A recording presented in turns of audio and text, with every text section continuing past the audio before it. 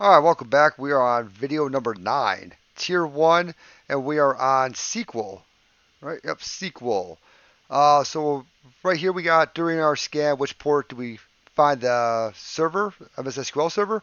Let's go and check that out like real quick. We'll clear this out. We'll do a rust scan. I'm going to go with 3306 because that's the default port for MySQL. Yep, 3306. Awesome. What community developed MySQL version is running out of target? Let's go ahead and find out. TAC P 3306. Then we want to see the version right.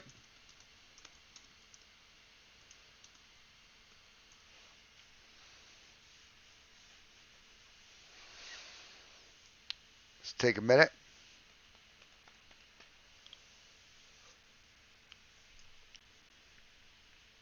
Or maybe more than a minute.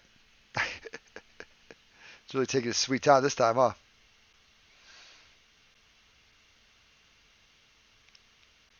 I'm going to go with this MariaDB. That's what I'm going to go with.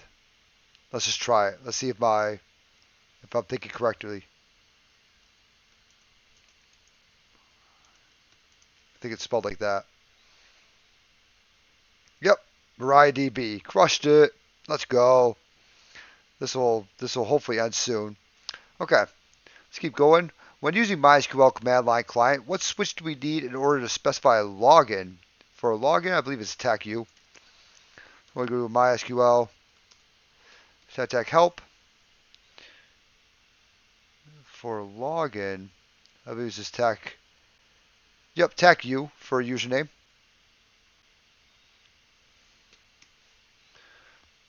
Which username allows us to log into the MariaDB instance without providing a password. So what you always want to try is root with no password wherever you go into Southeast MySQL.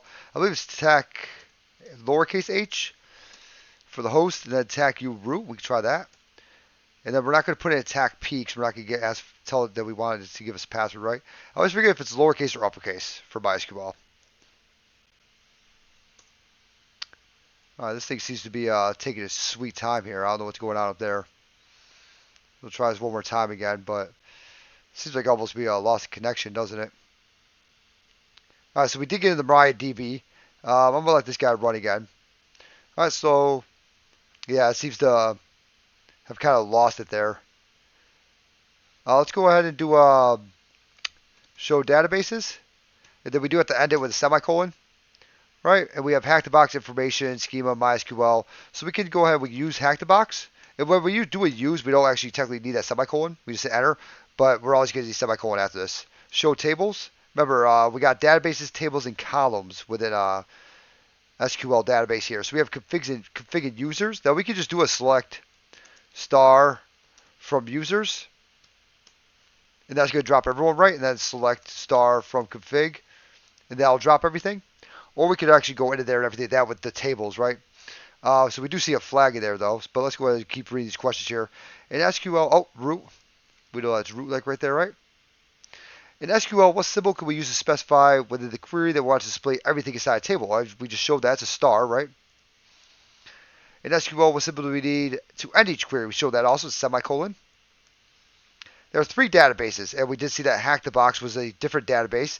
Now, whenever we looked at it, right, so if we do show databases again, we can see that information schema, MySQL, and performance schema, those come by default. So anything other than those is going to be something that the user created.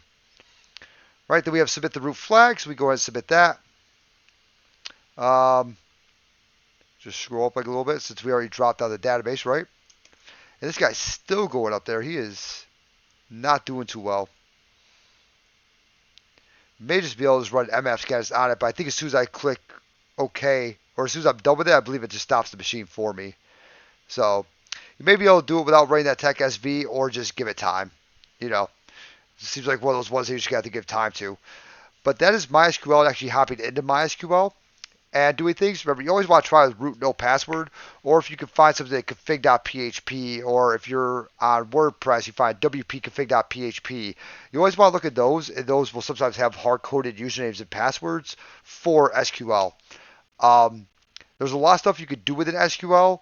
Like you can make directories in there, you can make files in there, you can try to load files in different areas. It all depends on what permissions you have in SQL.